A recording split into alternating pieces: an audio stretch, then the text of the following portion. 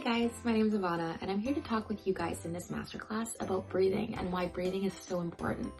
Obviously, when we're singing or talking or doing anything with our voice, we want to make sure we get enough air so that we can properly do the thing we're trying to do.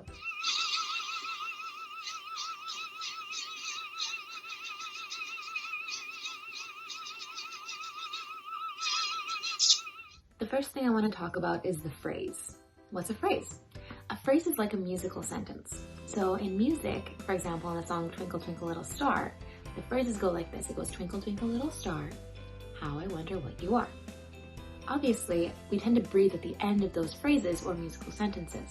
Why is that so important? Imagine if somebody was talking to you and they took a breath every 3 words all the time. It would completely disrupt the flow of the sentence. Same thing with music. We want to pick the right places to breathe so that we're not disrupting the flow of the phrase. However, what if we don't have enough air for that? So as singers, we want to make sure that we take in enough air and we know how to use it so that we don't disrupt the flow of our musical sentences. The first thing I want you to do is get both of your hands ready and place one right here on your chest and the other one right here kind of at the bottom of your rib cage. I want you to notice what's happening right now as you're just sitting there. Is any hand really moving? Do you kind of feel yourself breathing? Probably not really. Now, what I want you to do is change that a bit. I want you to take a really, really big breath and let it all out. Ready? Breathe in big. And then breathe out.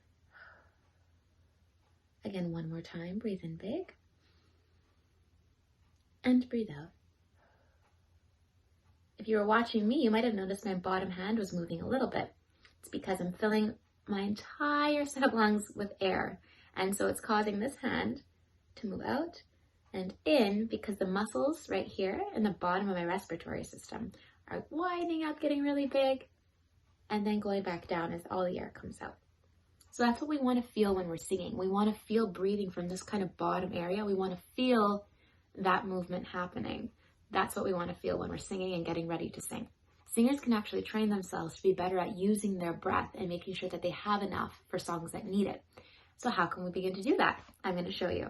The first thing we can do is work on controlling how and when we let out our breath using this exercise. I call it the hissing snake.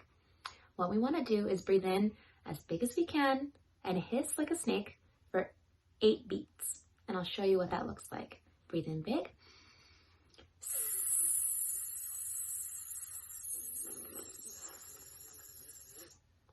Now you try. Ready? Breathe in big. And 1, 2, 3, 4, 5, 6, 7, 8. It wasn't that hard, right? Now let's try to make it a little bit harder. This time we want to do it for 10 seconds. Ready? Breathe in big. And 1, 2, 3, 4, 5, 6, 7, 8, 9, 10. Probably wasn't that bad either. Now, let's try to do 14. This might get a little bit tricky. How do we do better at this? When you breathe in big, don't let all of your air out at once.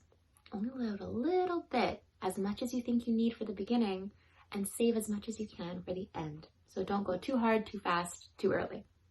Ready? Breathe in big, 14 beats. And 1, 2, 3, 4, 5, 6, 7, 8, 9, 10, 11, 12, 13, 14. That was probably a bit trickier, but you did it. If you want to get better at this exercise, keep trying to do that and gradually increase the number of beats that you hold this hiss for.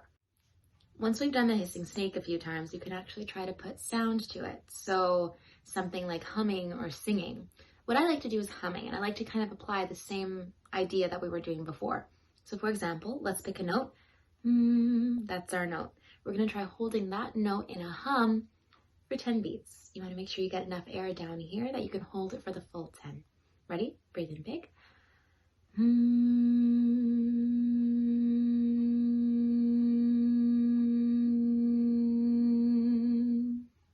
That probably got harder at the end because you'll find you're running out of air.